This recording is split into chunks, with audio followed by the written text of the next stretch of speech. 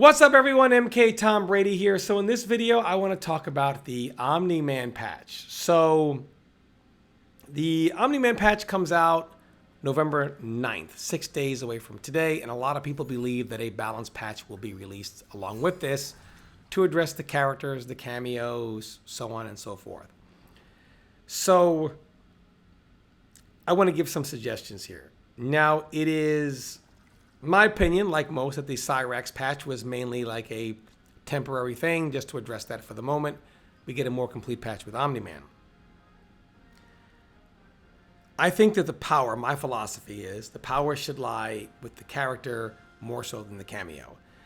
When you have characters or a character that is very powerful, and then you go down and it's like, average, average, below average, all the way down to what are they thinking? Then you have cameos that are the same way, some really powerful, some average to below average. Well, when you team a powerful character with a powerful cameo, you make the character seem way more powerful than they really are. Like I think, for example, Johnny Cage's baseline power is okay, but then when you team it with Kung Lao, it becomes a little over the top. So you can make all the characters powerful and then balance the cameos. And then we have a good game where we're not just picking one cameo over and over and over again. So first two characters I want to look at are Reptile and Nitara. These characters are considered two of the worst in the entire game. I want to take a look at them very quickly. So starting with Reptile, NRS really, in my opinion, took some legacy precautions with Reptile. His force ball. So Reptile cannot move until the force ball explodes. So, and I understand if another projectile meets it, a little secondary force ball comes out temporarily, just travels a short distance, which can also launch. However, none of these really go full screen without spending a bar of meter. Then the slow one and the fast one both go full screen. So the startup is 19 frames. I would make it so Reptile can move as soon as the force ball leaves his hand, as opposed to he can only move once the force ball has exploded. This would allow him to get a little bit of a freer play behind the slow force ball here. And as well as the EX one, which would go full screen, he would be able to move significantly sooner. You are spending a bar of meter for the ones that go full screen, be it slow and fast. So I would allow him to move as soon as the force ball leaves his hand. And keep in mind, if anyone is saying, Tom, that's broken, we want to put him on par with the highest power in the game because that power is acceptable. You want to look at these things before we consider the cameo, and then we'll move on to the cameos. Next thing I would do is look at Reptile's slide. It's good that he can do it from crouching, right? So that's a good thing. However, it's 21 frames. It's a bit too slow. I would make this somewhere between 14 and 16 frames. Maybe make it 15 frames, kind of split the difference.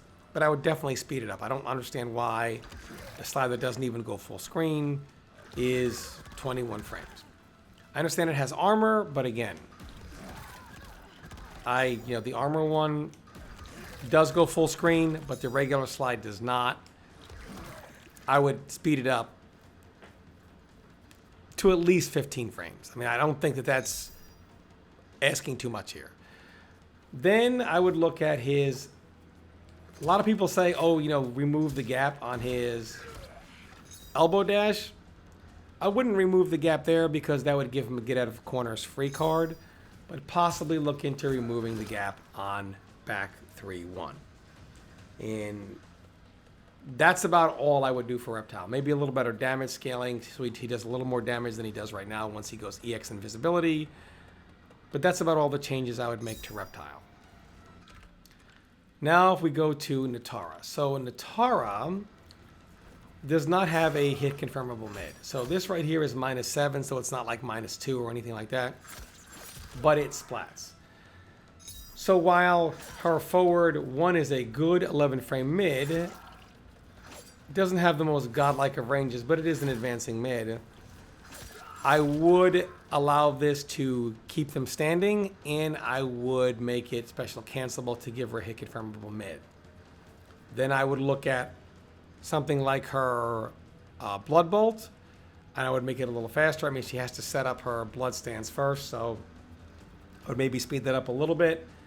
And then I would also look at Nitara's health. Nitara's health is at 850 Why is a character that is considered in the bottom 2, why does she need a life restriction? I understand that Nitara is different. People are uncomfortable with different. They don't like a character that's flying around the screen or zoning them. They have special rules. Like if you're a rushdown characters, you can have it all. But if you are a zoning character or a character that flies around and does stuff differently, well, all these new rules should apply to you. You should have this limitation, that limitation. But if you're just a straight ram this move down your throat type of character, you should be godlike with no handcuffs whatsoever. I don't really believe in just because something is uncomfortable or weird to you that it should be punished. Okay, so now we're going to look at Scorpion and Shao Kahn. So Shao Kahn is a character that I really feel like should have a lot more freedom. He's got this really cool thing where he can fight with or without his axe. I really think this is a really cool design. However, he cannot choose to stay that way. He can only keep the axe down for a small amount of time, and then the axe gets recalled. In fact, I think Sento for Kenshi is out longer than Shao Kahn can stay in his axeless stance, which I don't understand why that is. What I would do is I would make it so once the axe is down, it remains down until he decides to recall it.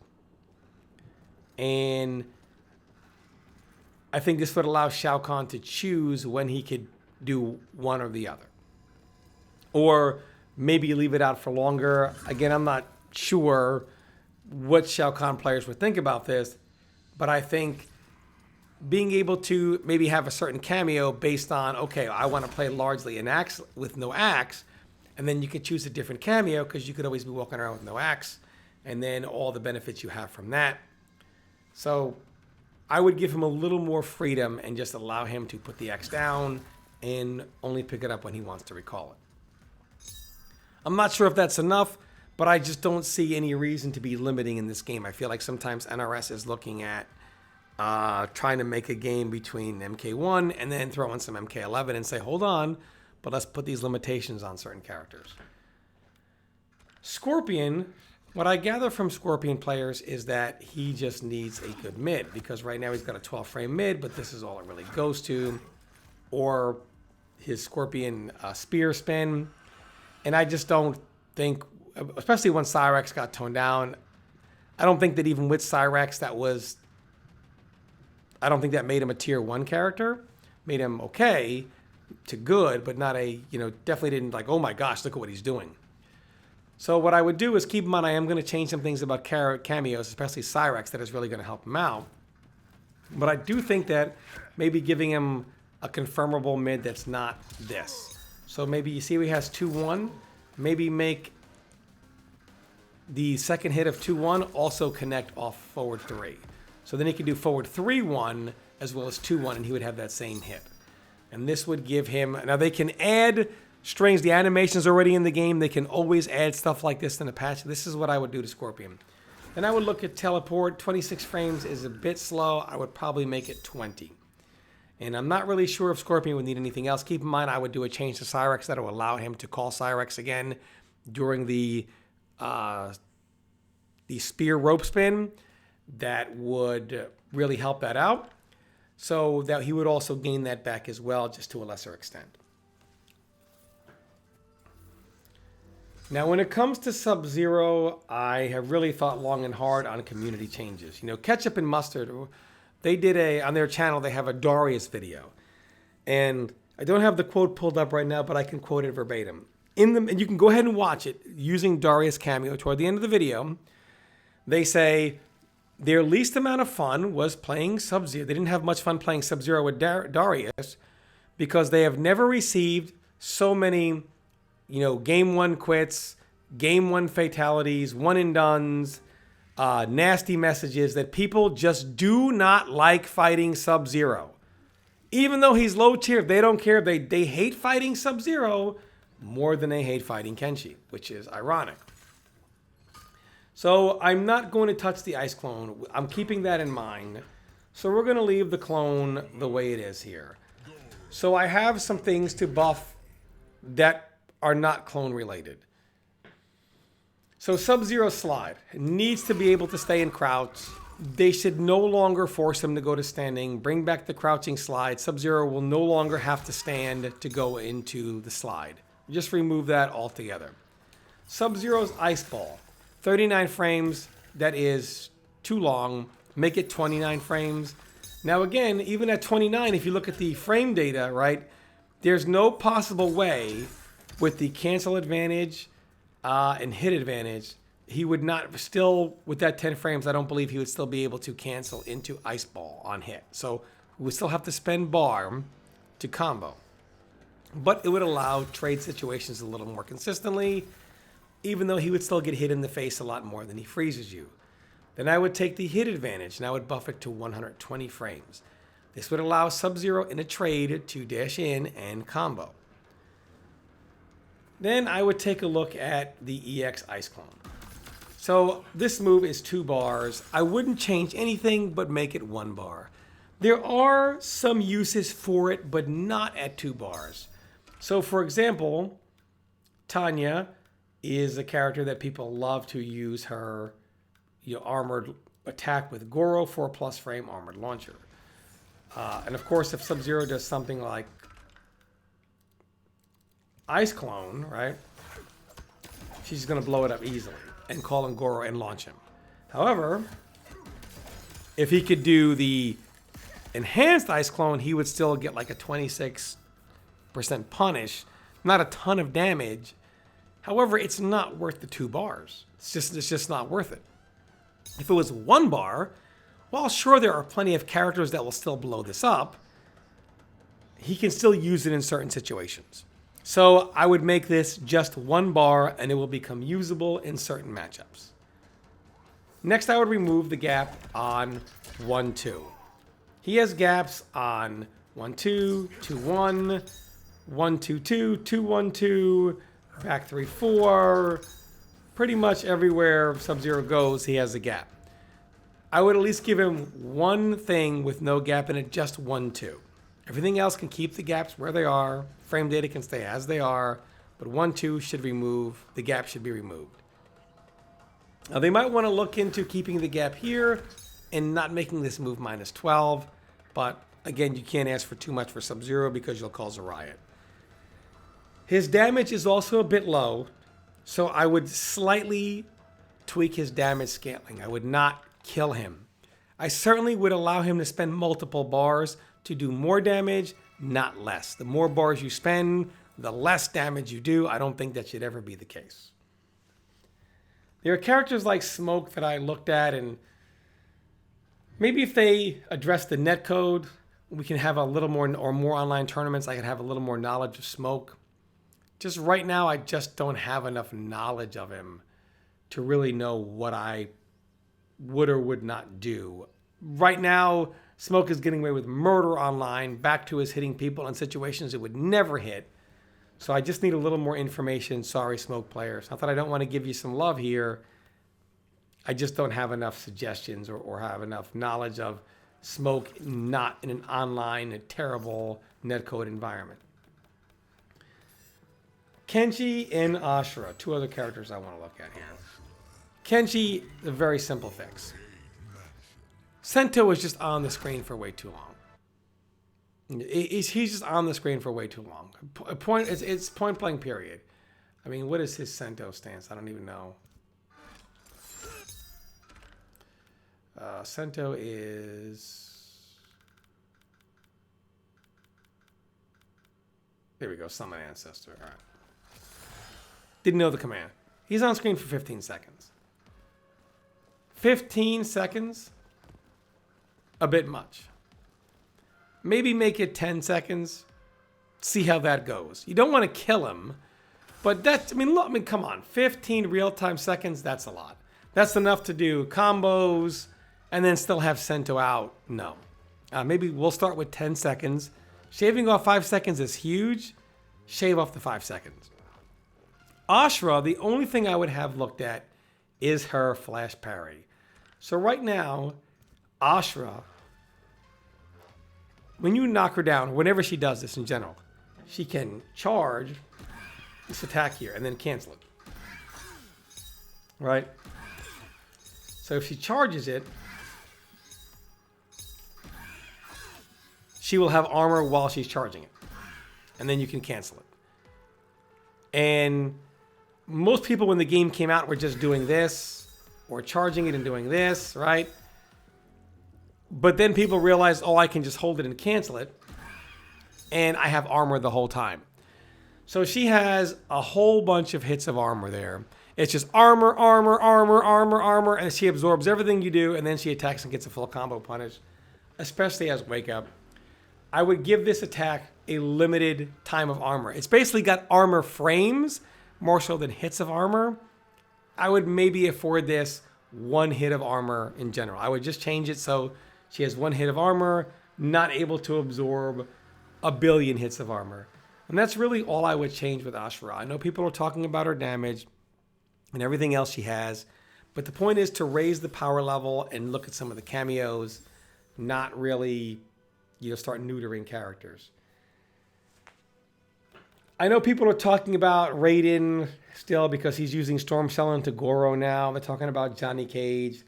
I would leave characters like Ashrah, all this. I would leave characters like this where they are. Geras with his time snap. But again, I think all this stuff is kind of fair when everything else. I understand Kung Lao, he's got his armored launcher, but really the only thing you could do is make the second hit of his EX Shaolin Shimmy a high. But then Tanya's doing the same. I mean, it's just, no. Then that kills it when you don't have Goro. The goal is to not make characters limited to one cameo choice. So there's more freestyle of play. You don't want, my only choice is one cameo. So now I want to look at the cameos. So we're going to start with Kung Lao. And let's see and then we'll go with Serena here. Okay. Kung Lao and Serena. So Kung Lao's cameo right now changes everything. Like, for example, Johnny Cage. If I were to ask you right now what Johnny Cage's knee is, people that know frame data would probably say Johnny Cage's knee is -5, right? But what Kung Lao does is everything is +2. And then when you're Johnny Cage, when you're plus, right? When you're plus, you're plus. And when you're not plus, guess what? You're still plus. So you're always plus. And I think that is a bit much. So what I would do is I would make Kung Lao's low hat maybe like -2 instead of +2. So this way, not everybody's plus. I know Johnny Cage is a 6 frame down 1. Maybe make it 7 frames. I don't know that any down 1 in the game should be 6. I think maybe they should all be 7. That's probably the only change I would do to Cage. And make a low hat -2 instead of +2.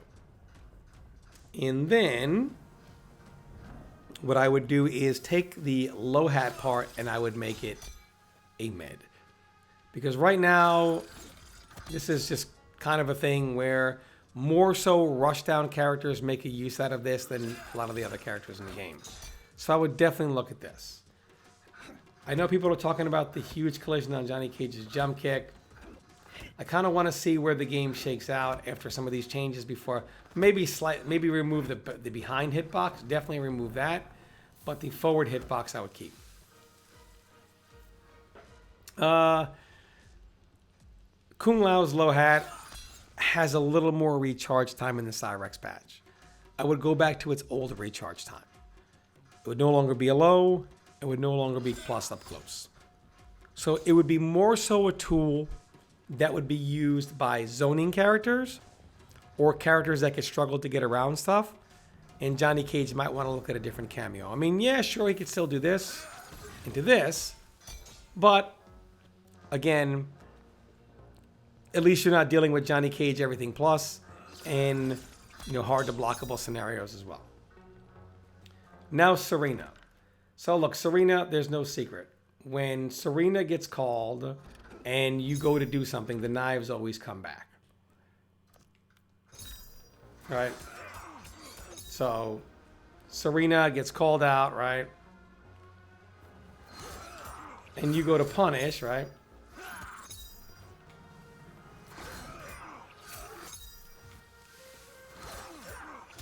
and then you're going to get hit in the face, and you're going to get punished, period. Right? So I think Serena should, if you get hit, the knife should not come back. Especially like when you get like a jump-in scenario where you go for like a jump and punch into a combo. If you don't hit Serena, a lot of times even when you do, the knife still comes back. There I hit Serena and the knife still came back, and I'm trying to go into a full combo. Then I get hit, and then I get up, and then they kill me. So if you hit the character at all, not Serena, but the character, Serena's knives will not come back. I think that is a much needed change. It does not decrease the effectiveness of Serena. It just makes it that you actually have to be smart on when you call her. All right, so a few other cameos. So Cyrax. What do we do with Cyrax here? So I'm going to bring Raiden out here just to kind of give an example. I'll use double Raiden. We'll use Kung Lao here, and then Prince Goro. All right, so I meant to pick Cyrax, not Kung Lao. That's my stupidity, guys. Don't mind me. It's early morning, boys. Don't mind me.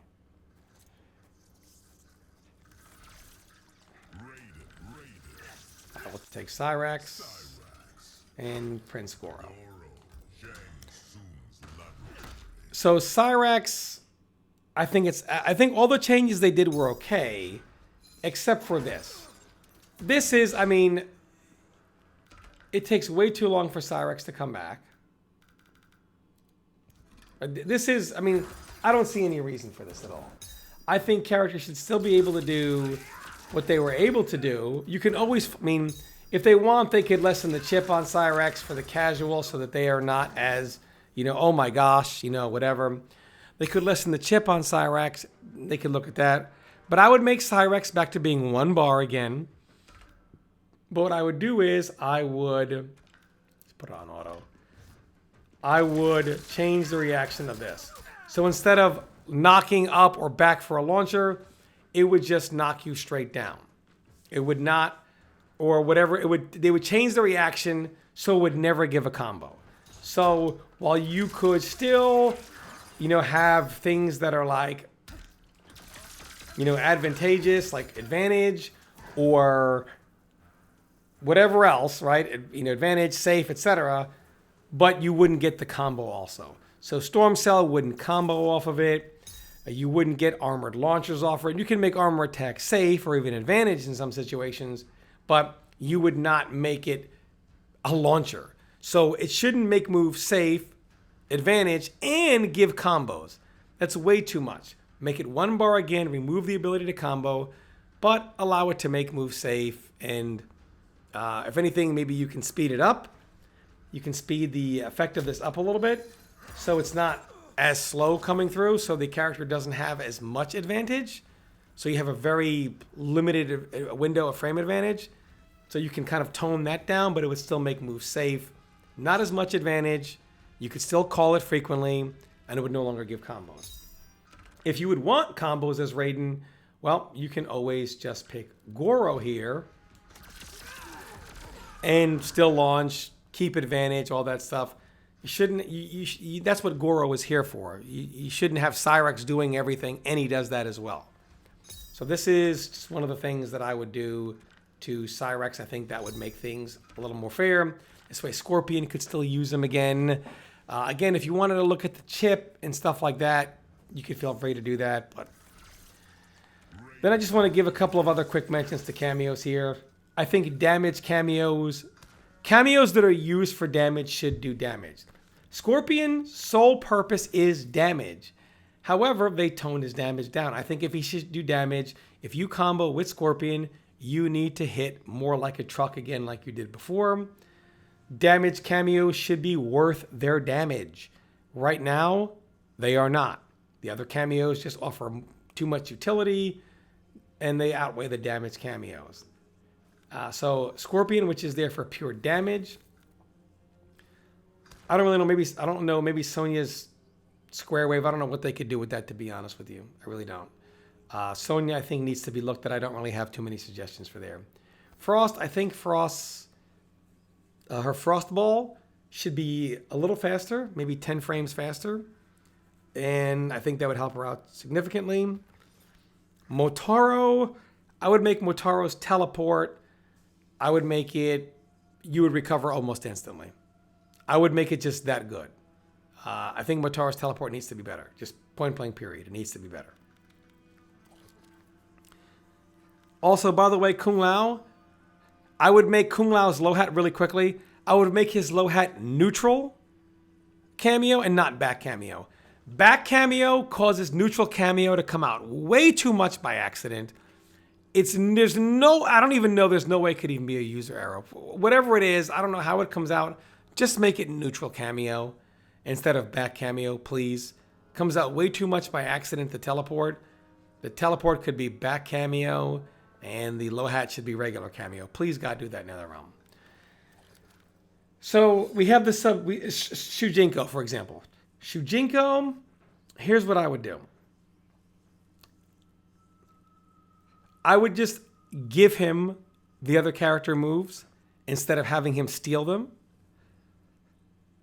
And in the event he steals a projectile, I would always have one of the things Shujinko steals be a projectile. And that projectile would be immune to the Sub-Zero cameo ice armor. Shujinko then, which has no use, and even if you still give him the other character's move, may not be very good, even if he has no use, he would at least be able to counter the Sub-Zero cameo. Because right now he has no use whatsoever. So at least being able to have some counterplay to this would be very helpful. And I really can't think of too much else I would do to the cameos. These are pretty much all my suggestions. I think if we did this and then kind of let the game rock a little bit, I think the game would be in a much, much better place than it is right now. But again, what do I know? Let me know what you guys think in the comments. As always, thanks for watching, everyone, and stay tuned for more content.